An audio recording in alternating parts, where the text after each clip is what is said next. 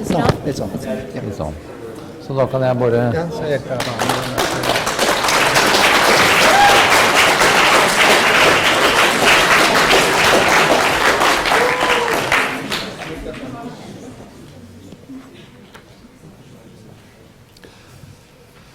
Dear Madame Figueres, as headmaster of this school, I'm very honored and proud to welcome you to our school.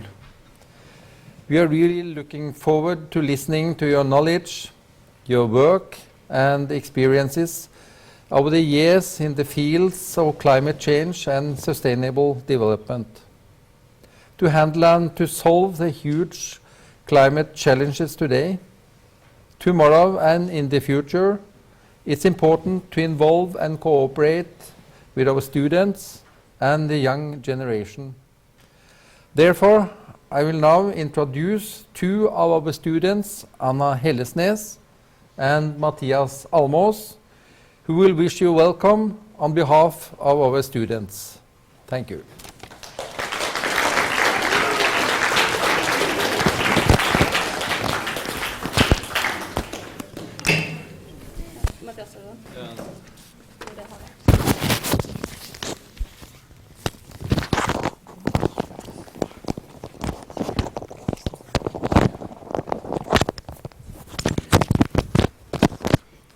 Are we good? So, as a student here at Nesbru videregående, it's extremely exciting to welcome you, the former Executive Secretary of the United Nations Framework Convention on Climate Change, or FN's klimapanel, as we would have called it in Norwegian, Madame Figueres. Over the next day, our first-year students will work on how we, as individual human beings, can save the world, at least for a bit. As the Executive Secretary of UNFCCC, Ms. Figueres worked on exactly the same. She held the responsibility for the international climate change negotiations. And this effort culminated into the historical Paris Agreement of 2015. Standing on the doorsteps to the Paris conference, she said, "Never before has a responsibility so great been in the hands of so few. The world is looking to you." Now, as the deal is signed, the responsibility has shifted. It has shifted from our world leaders to us as individuals. We as individuals have to take our part in combating the climate change. Because if there is one crisis that threatens all of us, it is this one. However, often we do feel as if our measures does not help. The change that we make does not affect the climate. We feel, and it is true, that this has to be a mass effort. Everyone has to make a change. But in order for everyone to make a change, we need our leaders to go ahead as good examples and to make us come together. Madame Figueres was the one to start this measure through delivering a globally legally binding agreement. The Norwegian government followed this weekend when they decided on the greenest governmental budget in Norwegian history. Now the time has come for you, Nesbru students, to be the front runners for a greener local community. Nesbru is in hosting this project, being the leader that our community needs. The goal of this project is to raise awareness amongst students on consumer choice and consumer behavior. As consumers, we have a massive power over the development of green energy. If we, the consumers, take more sustainable choices and decisions, we encourage the producers to choose the greener option in their production. To reduce the carbon emissions in food productions, for instance, many people here in Norway have chosen to become vegetarians or vegans, like Anna here, to reduce their personal carbon footprint. Personally, I've lived abroad, and so I know for a fact that the standard of living we have here in Norway is extremely high, but it comes at a very high price. If everyone in the world was to live the same lives as we do, we would need more than 2 Earths worth of resources. At Nesbru, the students will look at various problems in overcoming the increase of greenhouse gases. By focusing on the smaller aspects of everyday life, we can contribute in making a brighter future. The pivotal point of Ms. Figueres' work has been to create forums for collaboration. This is also what our first-year students are doing when they work on this project. They come together with students from different backgrounds and with different ideas to develop the best solution on common issues. Yep.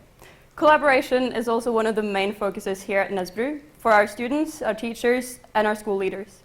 Every day, the student body have a direct line of communication with the principal through us in the student council. As Madame Figueres proved through her emphasis on collaboration, this is the way to solve issues. It is important to remember that, even if there are minor disputes at school or as big as the climate crisis, collaboration and common decision-making is the only solution to any issue. Thank you again to Madame Figueres for coming to Nesbru.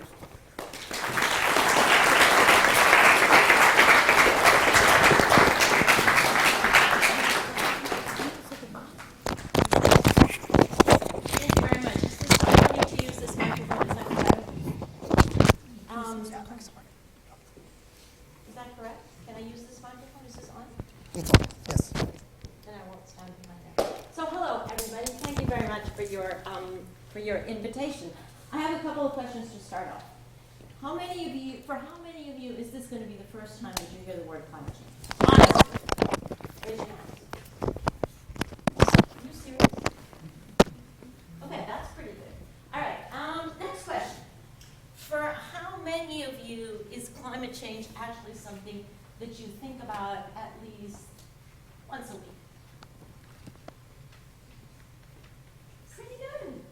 Pretty good. Okay. Now, another question that is more difficult because it's not just about raising your hand, it's about answering the question. Why is climate change something that you should even care about, or know about, or care about? Why? Who has a good idea? Yes? Meaning?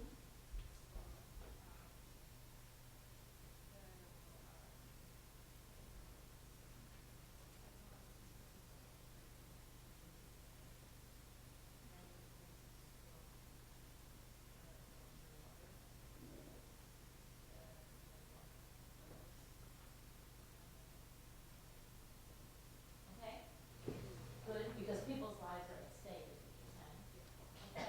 What else? What other reason?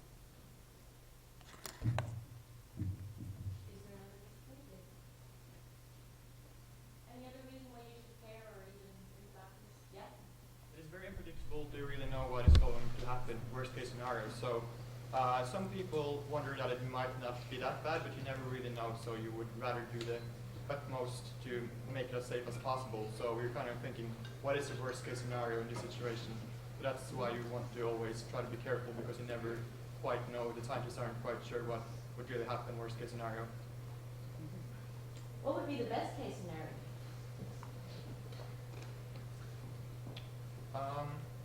Well, no one really knows, just like no one really knows what would be the worst case scenario, but yeah, no one really knows anything about it, so it's very difficult to actually predict what will happen in the future. Okay, so very important, right? Because we're dealing here with a lot of uncertainty, both in the best and the worst case scenarios, a lot of uncertainty.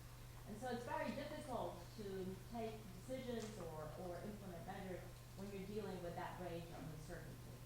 However, as was pointed out, we have a responsibility to deal with this issue because we know that at minimum, people's lives are at stake.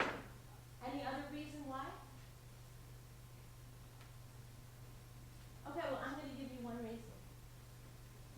That does not contradict, but rather just complements and emphasizes what we've just heard.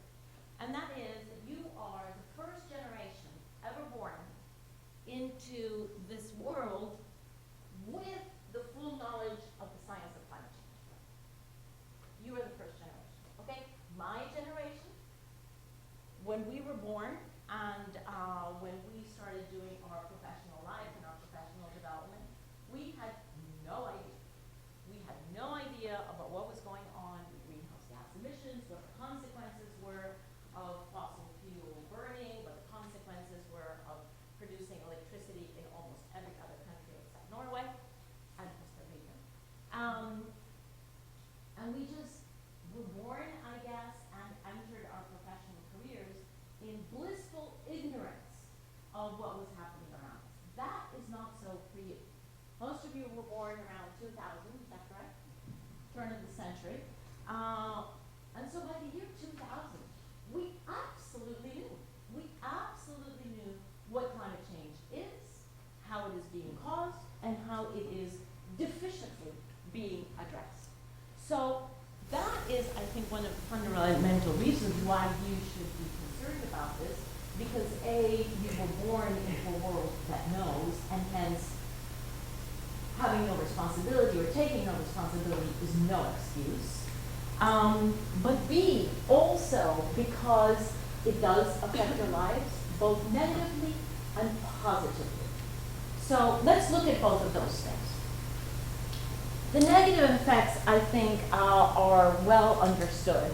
And so rising sea levels or disappearing snow caps or shorter ski seasons or floods in many countries that are destroying the agriculture, or desertification, which is the growth of deserts, in particular in the Central African belt, where the desert is growing at an extraordinary rate, meaning that people can no longer stay where they used to be able to produce food because it is now a desert, and that is occurring in many places. So the negative impacts are well studied, they're well documented, and we know.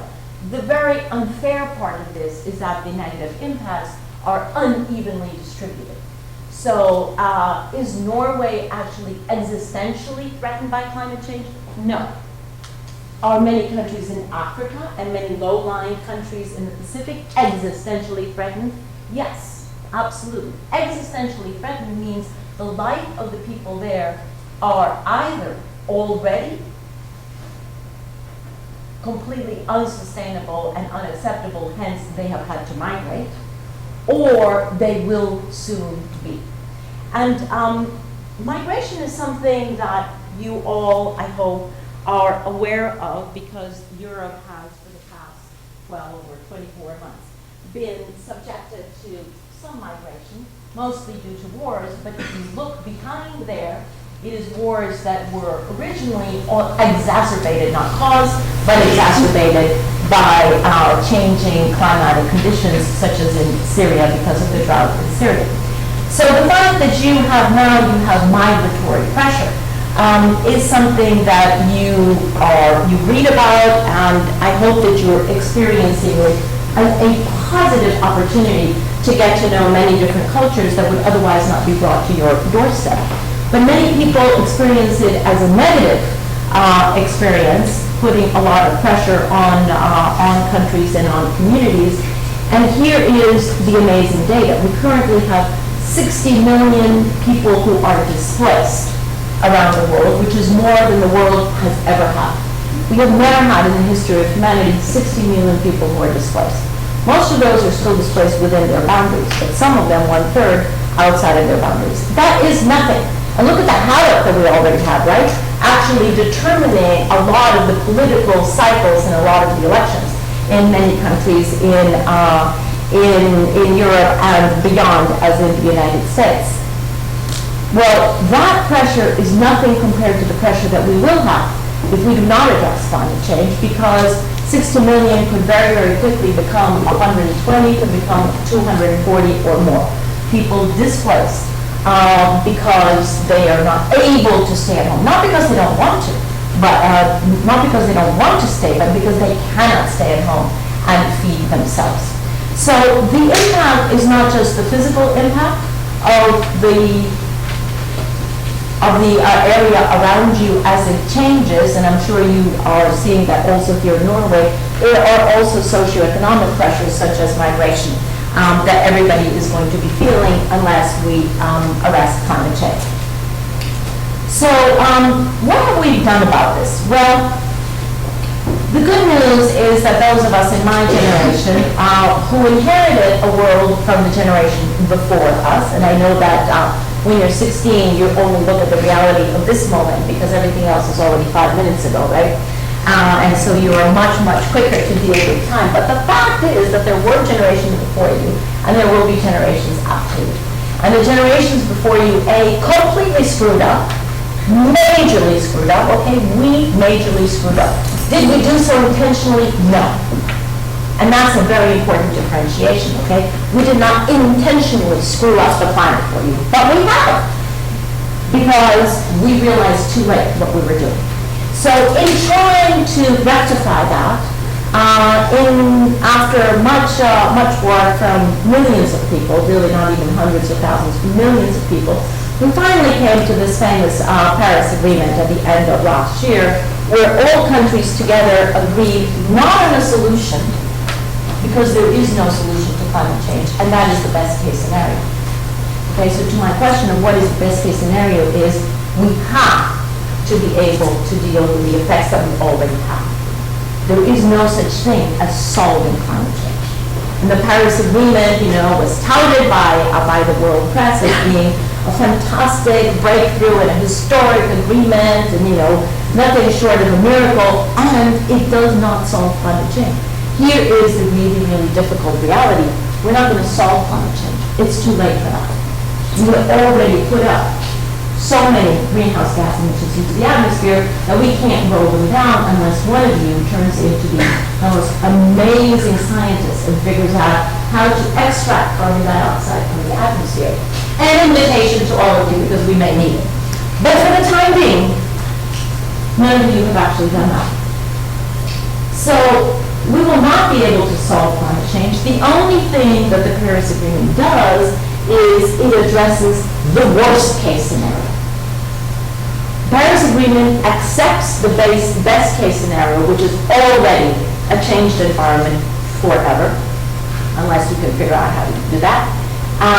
But it addresses the worst case scenario and tries to avert the worst case scenario. So it says, look, if we don't do anything, we're going to get to temperature rises that are going to make this completely unmanageable and, in fact, unlivable for most people on the planet.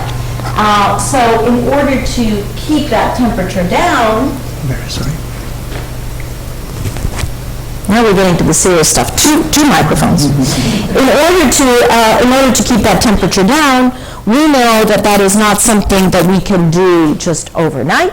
So we're going to establish a pathway, and we're going to say, okay, what can every country do right now? And every country was asked to look inside of its own reality, its own economic structure, and its own political and technological reality, and say, what can every country do to contribute to bringing down emissions?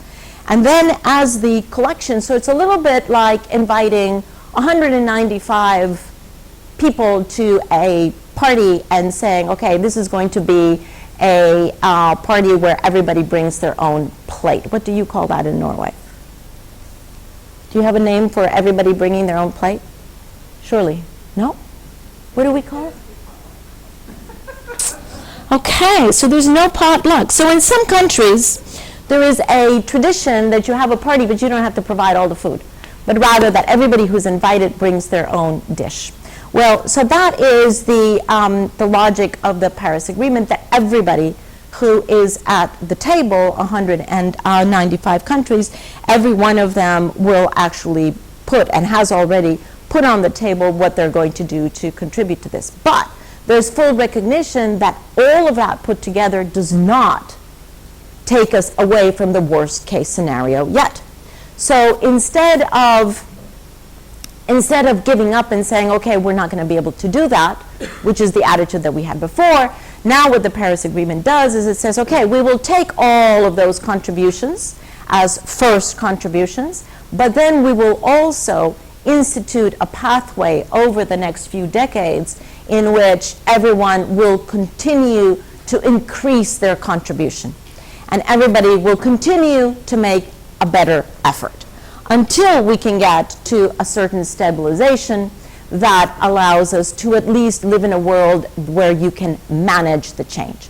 Because right now, the projections for the dramatic changes are completely unmanageable by human society. Unmanageable. They're economically unmanageable, they're politically unmanageable, they are socially unmanageable, if we continue the way we're going. So what I would like to just highlight about the Paris Agreement is that that is the disaster scenario that we're trying to avert. And over time, we have invited all countries to participate in an increasingly rigorous solution space to be able to live in a world that is at least unmanageable. That does not mean a perfect world. But it does have two very clear messages for anyone who is 16 or 20 or 25. The first is wake up, because you have been born into a world that is in the process of changing at a rate that is accelerating beyond anything that we have ever seen before in the history of mankind. That is the world that you have been born into. And secondly, because the Paris Agreement looks at this as a path, you're going to be called upon to also contribute to the solution. You cannot look toward us, the oldies in this room, to say, okay, well, thank God, you know, they got the Paris Agreement, so now, job done. Unfortunately, that is not the case. Unfortunately, A, you will be living in a world of constant changes, more than any generation before you, and B, you will be called upon from whatever profession you choose. You will live under the changes of climate change, and you will be called upon to incorporate those challenges into any decision and any work that you do. If you choose to go into the health field, this is going to have a huge impact, because we will be having health impacts like we have never had before. If you choose to go into the engineering field, you will be asked to contribute to building infrastructure that is resilient, that will be able to withstand many, many extreme events, and you will not be allowed to build infrastructure in areas that are highly vulnerable. So a very different kind of infrastructure, and that infrastructure is going to have to be energy intelligent and water intelligent. A very different kind of infrastructure to that which we have now. If you're going to go into the science field, chances are, whatever science you choose, it is going to be affected by climate change. And you can go on down the line into almost any profession, because the fact is that every human endeavor, with very few exceptions, none of which I can think of right now, is actually affected by climate change and will have to contribute to the solution to climate change. So is this a disaster? Am I telling you, oh my God, rather, you know, why were you born into this? Why did you come, and why did we screw up so royally? Well, yes, it's a huge burden on you, make no mistake. I also think it's a huge opportunity. Because think of it this way. When I was 16, there was something called a mainframe computer that you have no idea what it was, but I'm going to picture it for you, okay? Picture this room, one computer the size of this room, at least, if not larger. One computer for everybody in the school, okay? And in order to use that computer, you had to get a whole bunch of little cards and go to the punching machine and punch in data into those cards, and then take your stack of cards and request an appointment with the computer, which could be given to you at 3 o'clock in the morning, set your alarm clock for 3 o'clock in the morning, and then you went with these little punched cards and fed them into the computer, and then sat there and waited for the computer to go through this. One computer, okay, for the entire school. In those schools in which they had a computer. Privileged schools. Now, think of that mainframe computer, which I experienced and I used, and think of that as compared to the little cell phones that you have. Do you each have one or two cell phones in your pockets? Who has two cell phones? Tell me the truth. Okay, one cell phone? Surely everybody has one cell phone, right? Okay. So now if you compare that mainframe computer with the cell phone that you have, the cell phone is 1,000,000 times more powerful than that mainframe computer, and you're carrying it around in your pocket. It's not stationary and to be shared with the use. So that kind of technological advance, that you were born into a world that already had cell phone telephony, and hence you don't think that it's a big deal. But believe you me, for those of us who used a mainframe computer, that technological advance in computing is a huge deal. Is a huge deal. That huge deal reaction that I have toward computing is exactly the same reaction that you're going to have toward the energy field. So there is nothing in the world that is more at the basis of our lives than energy. And we take it for granted because we walk in here and we just flick the switch And we assume, of course, that there's going to be light. And you go home and you flick the switch and you know you power your cell phones and your iPads and everything else. And we just assume that power just sort of descends from heaven. Well, power doesn't descend from heaven. And in this country, as in mine, we are privileged because we have very clean electricity. That is not the case for most countries in the world. And we will be seeing a huge revolution in energy, in the energy sector, that I hope many of you will choose to contribute to, that is going to make energy across the world much cleaner, much more distributed, just like we had computers that were stationary and now we carry them with us. Think about, instead of having to go to a point of charging your cell phone, think about whether each of you will actually be a point of generation of power. So we're getting to the point where power is no longer centralized, but it actually is going to be completely decentralized and very, very mobile. And it is going to be clean, and it is going to be much more efficient, so that your devices, you don't necessarily have to think about anymore about the responsibility that you all, I am sure, take right now, turning off all your devices at night, correct? Yeah, I don't hear too much yes into that answer. So that is one thing that we can do in the meantime, is turn off all our devices at night. But you will no longer have to do that, because the energy grid will be smart enough to turn things on and off and to distribute electricity without you having to even think about it. That is where we have to get to. Are we going to get there just by, magic? No, that depends on you contributing to the development of that technology.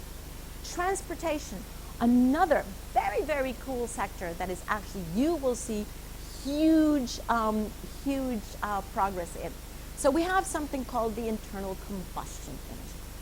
Who knows what the internal combustion engine is?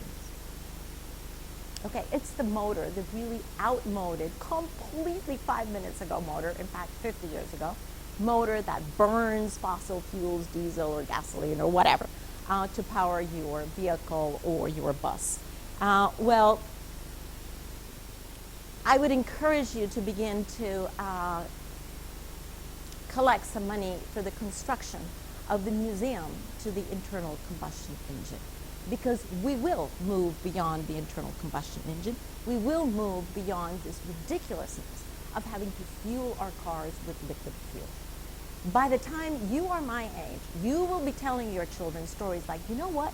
When we were kids, we actually had to take the cars to a fueling station that had liquid fuel, and we had to open this up, and there was a tank, and then we had to put this liquid fuel in there, and your kids are going to go, you've got to be kidding! Just like your reaction to the mainframe computer. All of that technology will be gone. All of that technology will be gone. And we will have a much, much smarter transportation system that A, is not going to depend on liquid fuels, because it's going to depend much more on the electric grid. B, it's going to be autonomous. So good news for you, because you'll be able to sit in a vehicle and do your SMS, Instagram, tweeting, and Facebook while you're in the vehicle, because you don't have to drive it. Okay, because you're just going to get in the vehicle and say, I want to go to work. Take me to the office. And the vehicle will know how to get to work. And here's the really cool part. You probably won't be the only person in that vehicle, because we're moving toward 3 revolutions in the transportation sector. One is away from those stupid fossil fuels. Secondly is toward autonomous driving that makes cars much, much safer, because ladies, how many of you get into a vehicle and then start putting on your makeup? I do. Okay, you can imagine how insecure that makes your driving. Gentlemen, how many of you get in the car and still are looking at your cell phones? Okay, thank you very much. So you will be able to do that, okay? You will be able to do that. So we're looking at a transportation system that is going to be autonomous, that is going to be clean, because we won't be using fossil fuels, and that is going to be shared. And that oncoming of the shared economy is a huge transformation that is going to completely revolutionize certainly transportation, but many, many other areas. so that you already begin to see that shared economy in Airbnb, in car clubs. I recently met the CEO of a company that has shared toys, the shared economy concept of toys. So instead of buying a toy for your kid, you know how long a small child uses a toy that she gets for Christmas? 2 months. That's the average, okay? A child getting a toy for Christmas will use that toy 2 months. The toy then stays in your house for 2 or 20 years until your parents sell the house and then they have to get rid of everything, okay? Doesn't make any sense. In the meantime, there's a lot of carbon injected in the production of that toy. So the shared economy is actually going to be able to allow you to rent toys. So you can rent the toy for 2 months and while, it loses its attraction, until it loses its attraction, and then you return it and you get something else. And so think about the shared economy as being one of the major waves that you will be seeing, opening up huge, huge possibilities for you and very exciting job opportunities, work opportunities for you. So climate change is not just an environmental nightmare. It is that. It is an environmental nightmare that is threatening the life of many people. But it is also a huge opportunity for your generation. So it is your curse and it is your blessing, both at the same time. If you decide that you actually want to contribute to the solution. If you decide that you're just going to sit back and live with the burden of it, well, then that's certainly your choice, but you will not help to accelerate the answer to climate change, and you will not help to accelerate the development of technology. If you choose to embark in this fantastic new world that you will see, and I hope I will see a little bit of,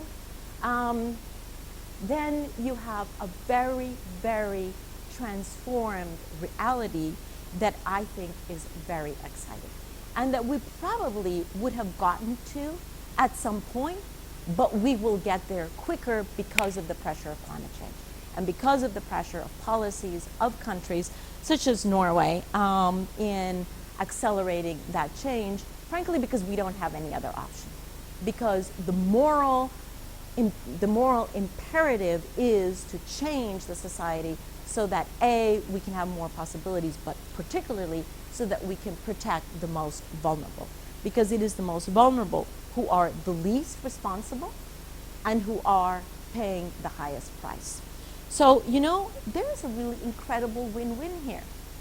We can save the world, as we heard from your two student council members this morning. We can save the world, and we can have a much better life for everyone. It's actually a very, very exciting future. And it's in your hands. It's a future that I could never have dreamed of when I was 16, but it is a future that you can help create, but we have to create it. It has to be intentional. And that you can then turn over a much better world to the next generation. That is not what we're doing. We're turning over a worse world to you. You are the first generation that has the opportunity to turn that around, and by the time you are leaving your professions, as my generation is now, to turn over a better world to your children and your grandchildren. And I'm sure none of you are thinking of your children and grandchildren yet, but you will. And they will come, and we have a responsibility toward that. So, bad news and good news, worst case scenarios and best case scenarios. And you know what? It's in your hands to decide whether we actually will get to that much, much better world, or whether we're going to be dealing with this disaster for decades and decades and decades to come, which is in nobody's interest, not yours and not the people in poor countries at all. So let me stop there because I'm actually much more interested in your thoughts, in your contributions. I'm happy to answer questions, but I also want to know, have you thought about living in a much better world, and what sorts of things are you thinking of? I know that you have to go first through university, but are you thinking beyond that? Are you thinking of what do you want to do with your university days and your university studies in order to then be able to create a better world for yourselves and for everybody else? Is this something that you're already thinking of or not yet? Comments?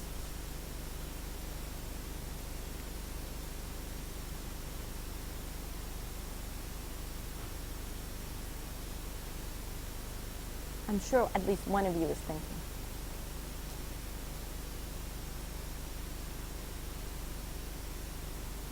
Or questions. I'm also happy to answer questions.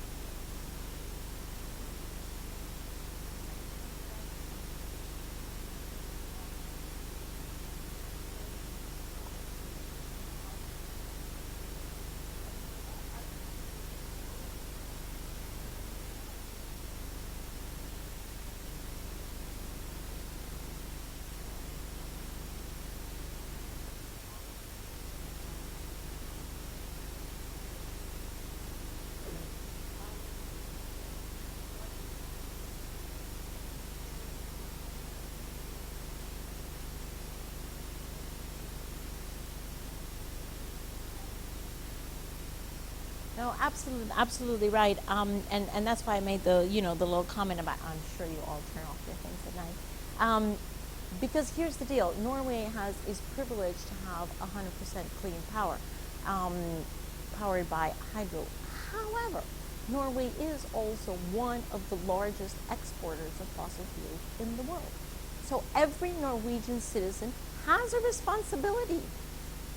Every Norwegian citizen has a responsibility, in addition to being a world citizen and acting properly and not using more electricity than is necessary, and being responsible about the food that you consume, and being much more demanding of low carbon products as consumers. You also, frankly, if you are a Norwegian citizen, you will have a moral responsibility. Norway is an exporter of fossil fuels. A lot, in fact, if not all of the comfort that you all enjoy in this country is based on fossil fuels. You're not the only ones. And you didn't ask for that, okay? But it goes back to my main point. My main point is screwed up, and now we have to figure out how to do this. So yes, Norwegian citizens have two responsibilities. A, as exporters of fossil fuels, Norway will have to come down in its export of fossil fuels, but in the meantime, you have an extra responsibility to be much more responsive to this, and B, just as consumers like anybody else, and as teenagers like anybody else around the world, you have the responsibility to take this awareness and this understanding and act much more responsibly, and be able to bring others around, other friends who don't understand it, bring it around. Because the fact is, as Debbie says, revolutions are not made, by many people just all of a sudden. They're made by a few people starting and then getting to critical mass. And each one of you should be contributing to that. Was there a question up there? Yeah.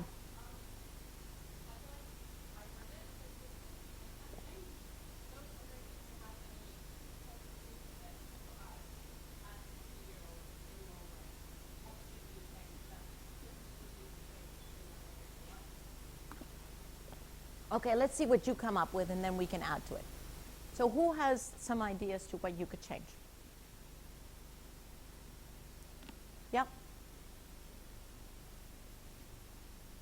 Yes, you put up your hand. Yes, go ahead. Recycling, meaning, why does that contribute?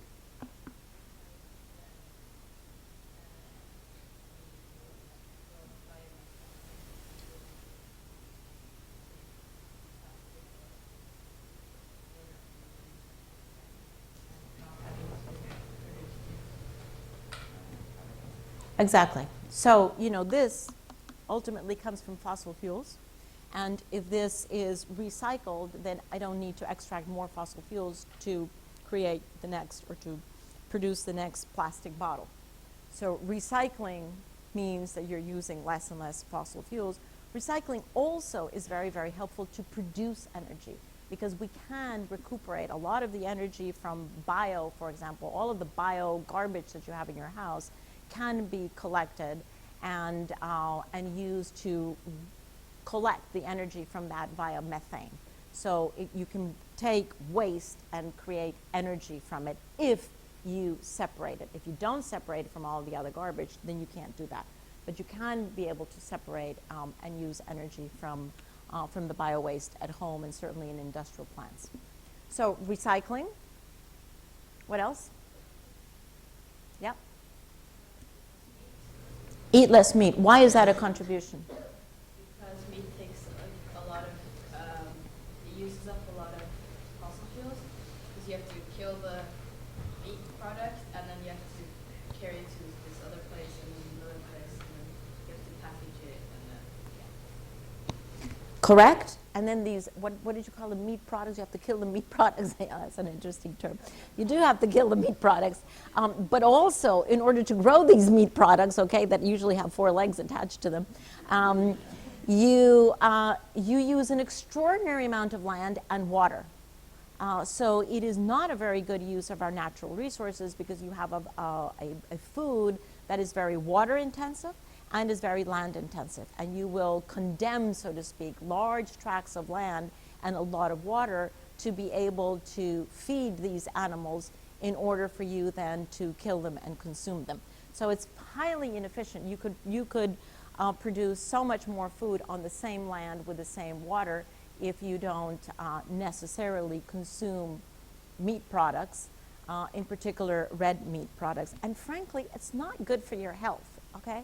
It's not good for your health either. So going more vegetarian, it doesn't mean that you go, from steak to nothing, from steak to carrots overnight.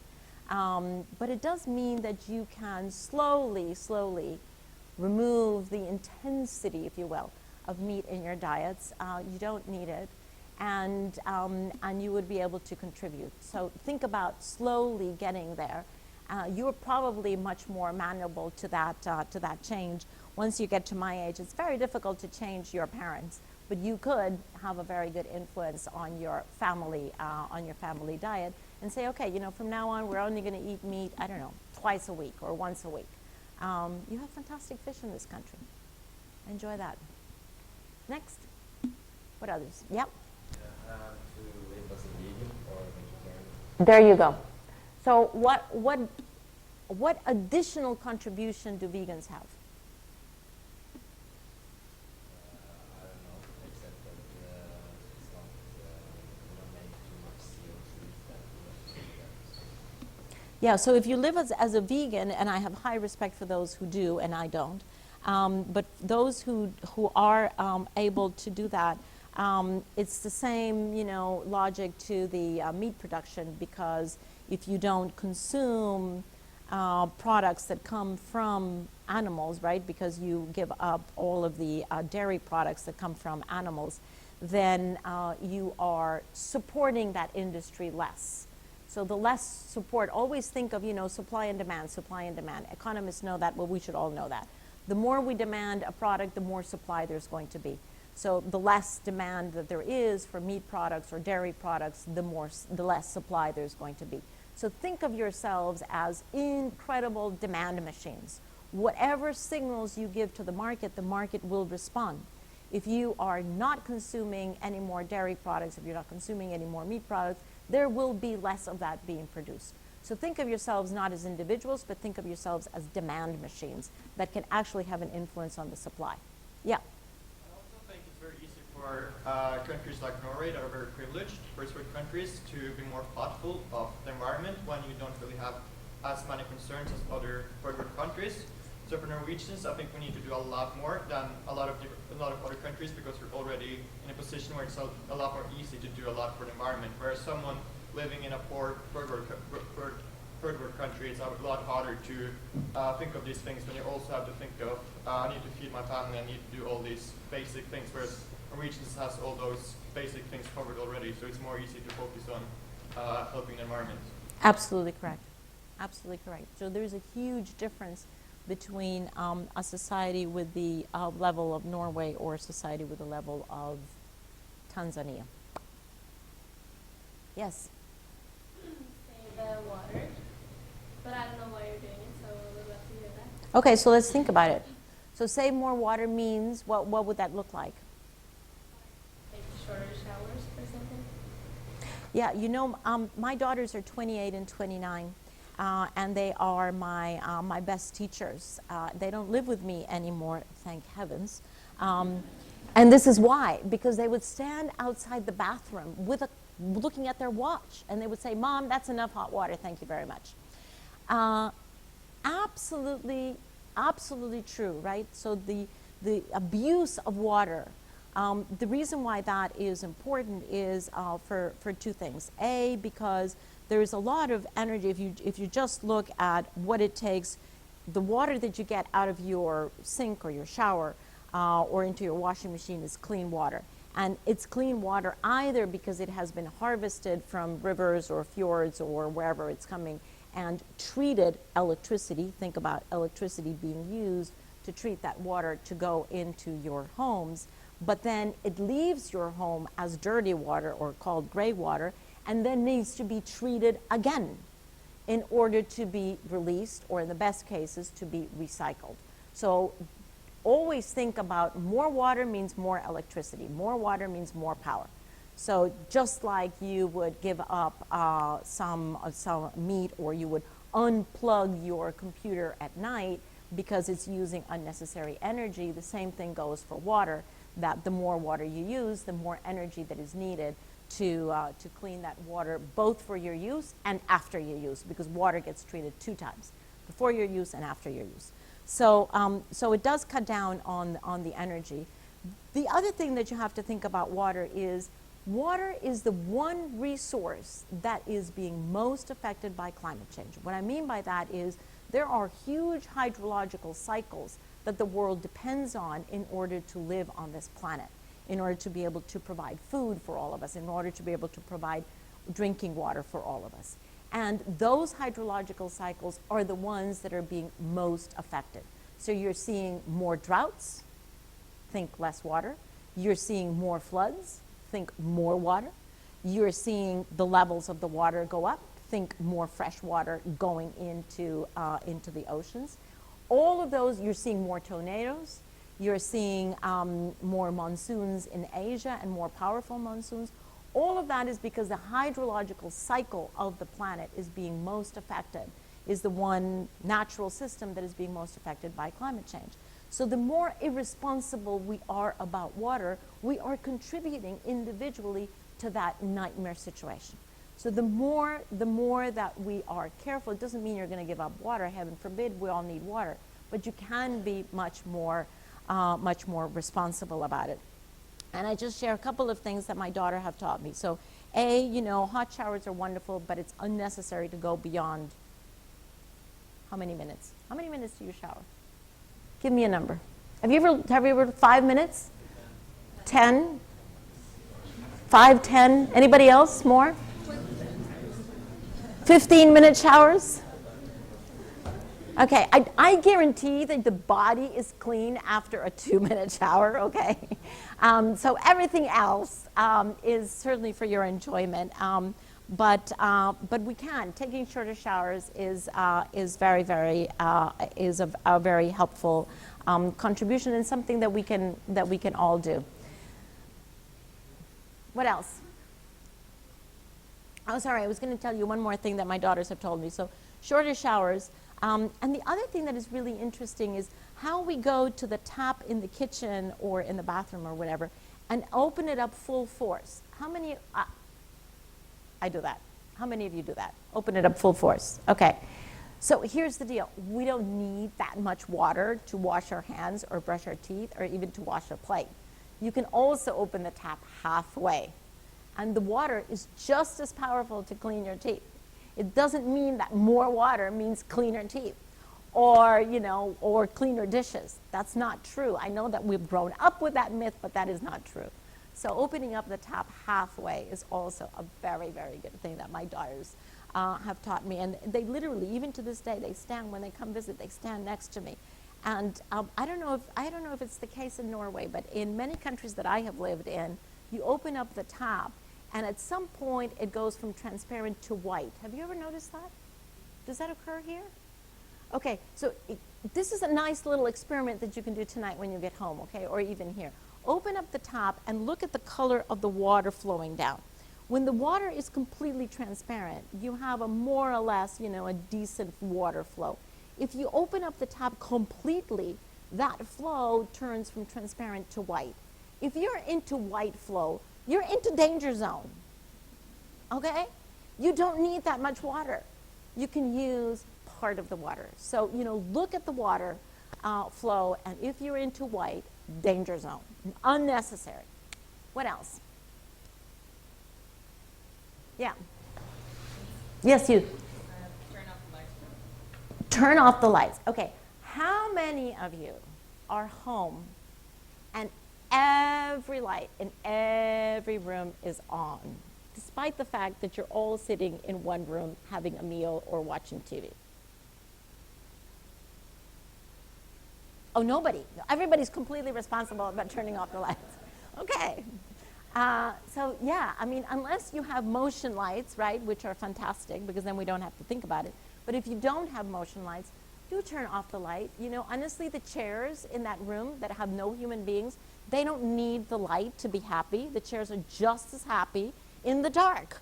So, you know, turn off those lights and only use lights if you really need it, if you're in the room. And otherwise, unnecessary to waste that energy. Yeah. The thing is, I usually turn off the lights when I leave the room, like usually, because sometimes we don't. But my parents never turn them off unless they go to sleep. So. You know, you raise a very, very good point. I mean, and this is the point, you know, of my daughters educating me. You would think, you know, that given the fact that I have devoted more than 20 years to climate change, you would think that I would be a model citizen, right? And that I would always turn off my lights, and I would never use more water than is necessary, and I would always use public transportation, et cetera, et cetera, et cetera.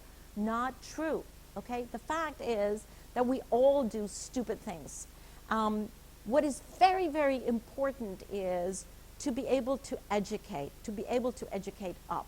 You probably have already in your DNA, you have much more environmental and social awareness than your parents, just because you have been taught so much better and you have so much more access to science of environment and in fact to the responsibility that we all share. So it really is important to educate your parents. It really is. And I guarantee we are the most difficult to be educated, okay? My daughters, they just get irate every time they come home and they go, Mom, you work on climate change, please turn the stupid faucet off. So I am the best example that it's very difficult to educate parents, but don't give up. Don't give up on educating your parents or your siblings or your aunts and uncles or your grandparents or whoever. You can be, you know, the center of education and the center of awareness there. So yes, to everyone around you or your friends, to everyone around you who's not as aware as you are, you have the responsibility to educate them and to be aware and not fall into the bad habits that are around you, but rather to change those habits. And it is very difficult to educate parents. We are so stubborn. Yes?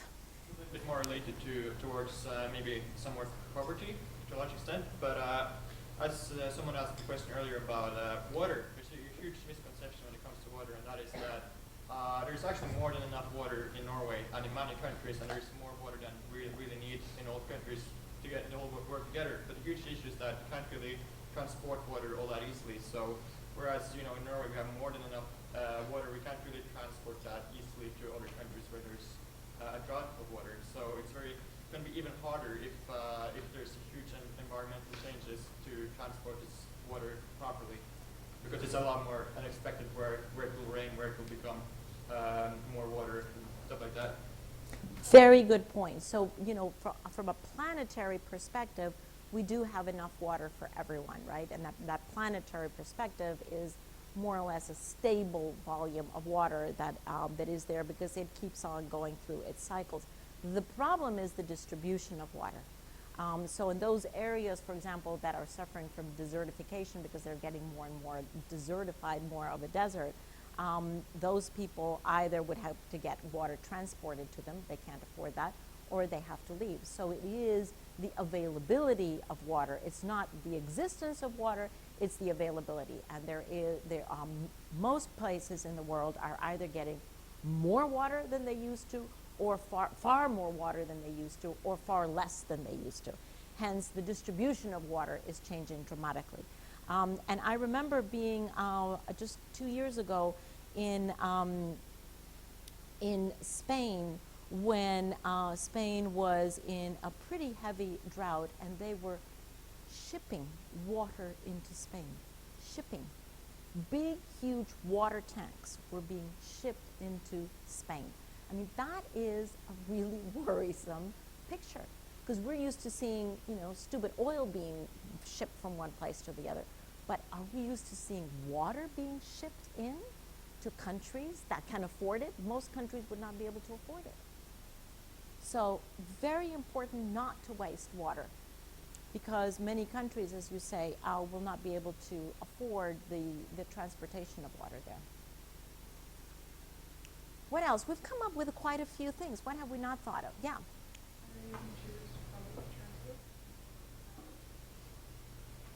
Exactly. So what else on transportation? What are the measures that we can use on transportation? Choosing public transport, and why is that a contribution?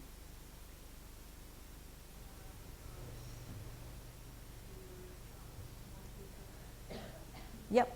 You use more fuel than an individual vehicle, but a little bit more fuel, but that fuel transports more people.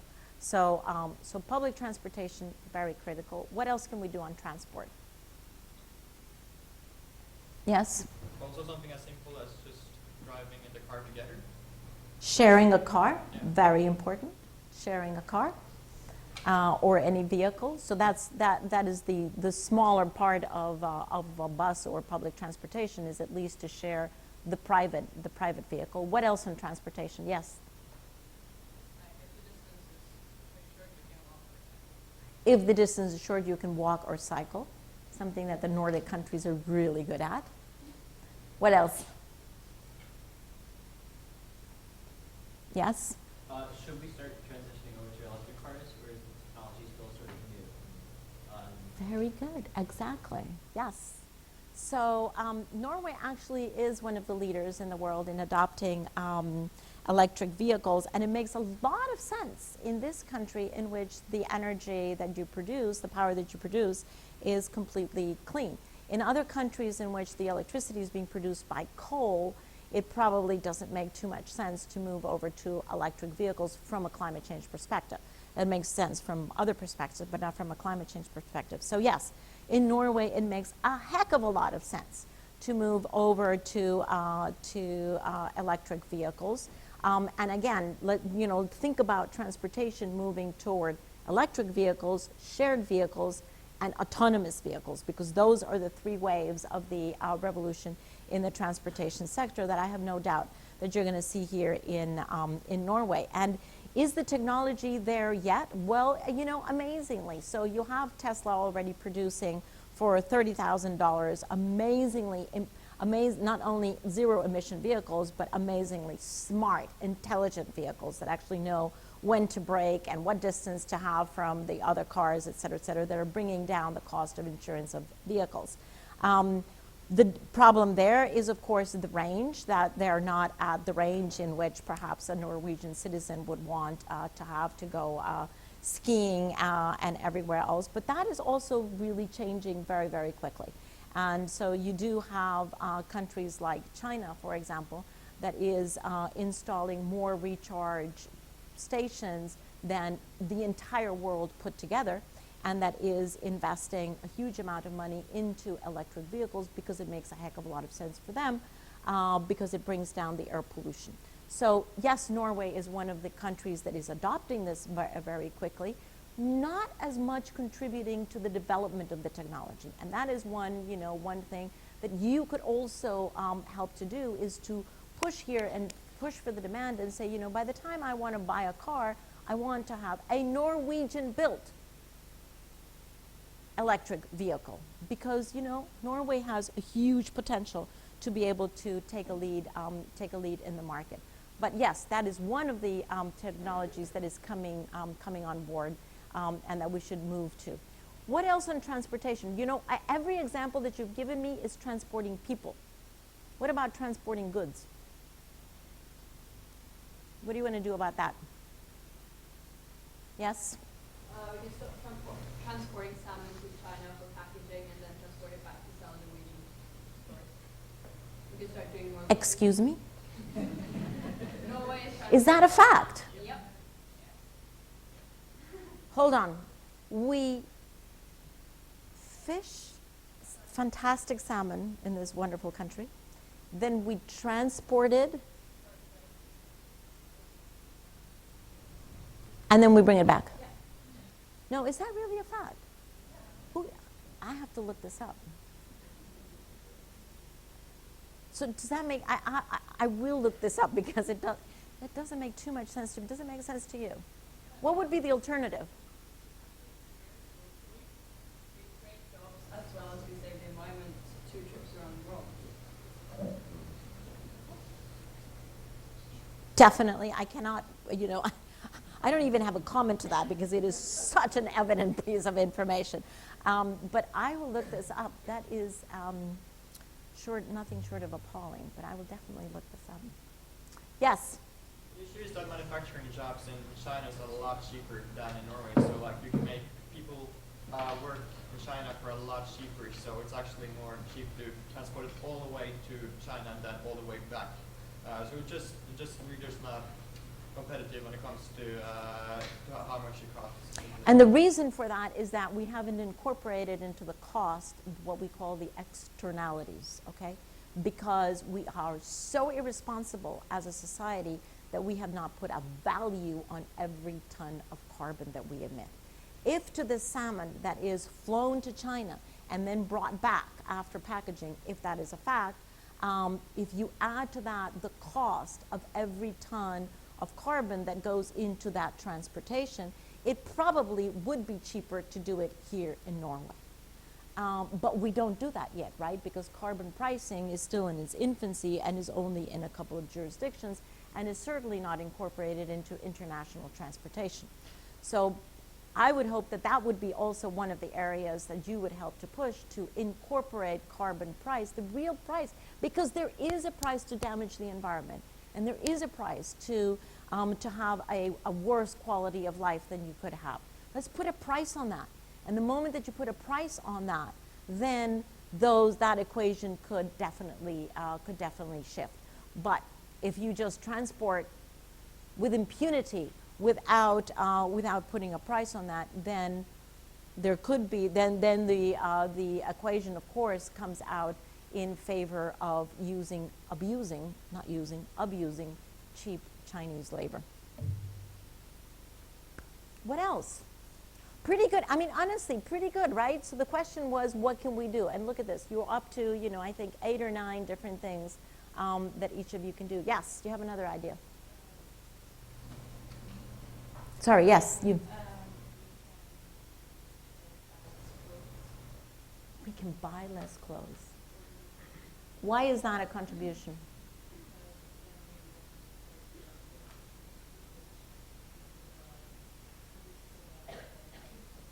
Yeah, you don't, and you just, you know, you consume less. I mean, think of every single thing that you buy uses energy to produce. Everything, everything. There's not a single good that you can buy, a single good or single bad, that you can buy that doesn't have energy incorporated into it, because you use energy to manufacture everything that we buy.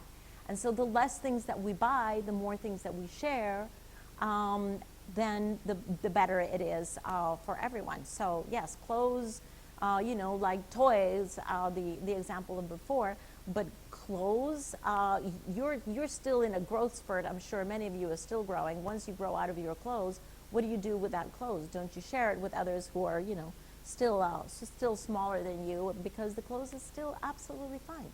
So handing down clothes, sharing clothes, very important. Yeah. There are some places that, like, when you order food, instead of using cars to deliver, it's like it's a delivery fee. Although that takes more time, but still, it's more free. So hold on. What? So ordering, getting the food delivered to you. Places that use bikes to deliver food. Ah, that use bikes. Very interesting.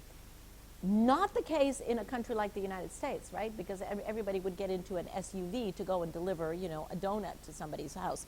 But in Norway, so thank you for pointing that out, right? So if it gets delivered by a bike, then it certainly saves the transportation.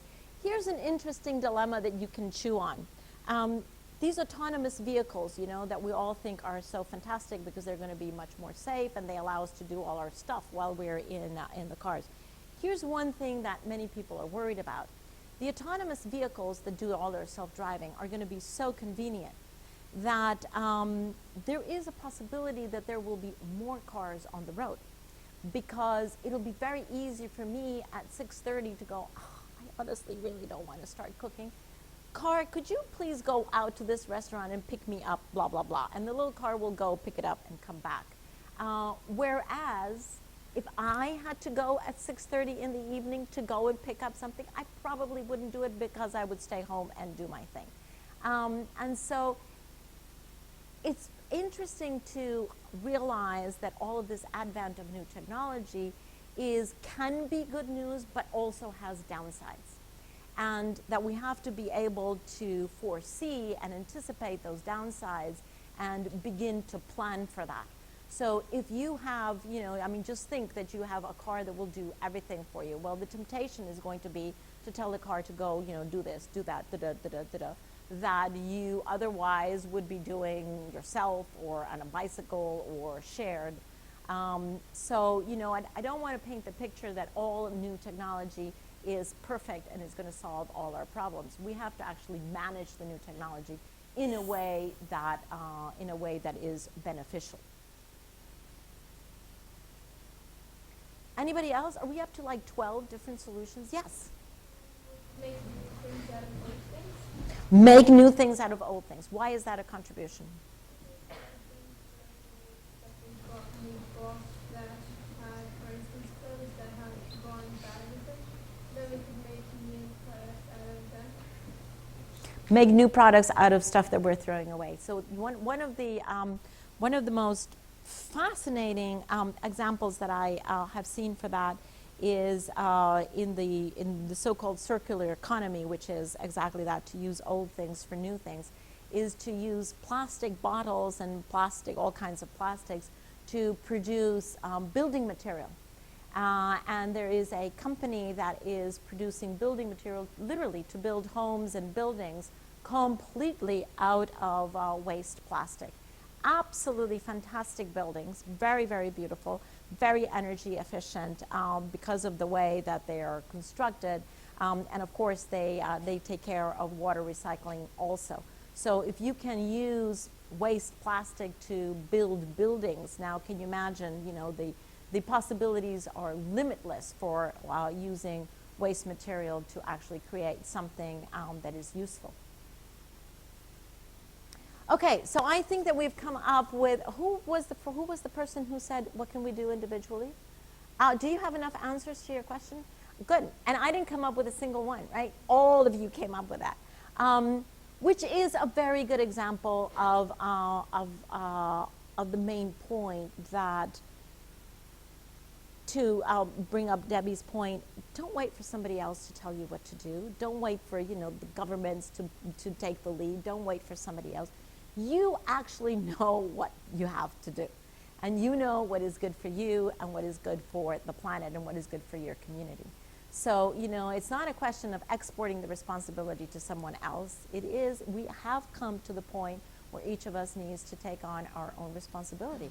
And you've come up with at least 12 different things that each of you individually can do. As all of those things are amalgamated and brought together, you will see huge changes. I have no doubt that we're going to be seeing these changes, but it starts with the awareness of the alternative and questioning, you know, what we do. If this is the way I have brushed my teeth in the past, is that the way that I have to continue, or can I do something different? So always to ask yourselves, can I do better? Can I do different? Anything that you're doing, whether it is your personal hygiene, whether it is your consumption of food or clothes or any other good, because we can. There is not one of you, including me, there's not one of you, of us, all of us here, who actually can stand up and go, I am a model citizen, I do things perfectly. We just don't. So what that means is that we always have the possibility to do something better. So, are we out of time? We are out of time. Well, thank you, everybody. And can I just ask one favor? Please, tonight, go open your tap and see if you can see the difference in the color of the water. And if you can, explain it to your parents.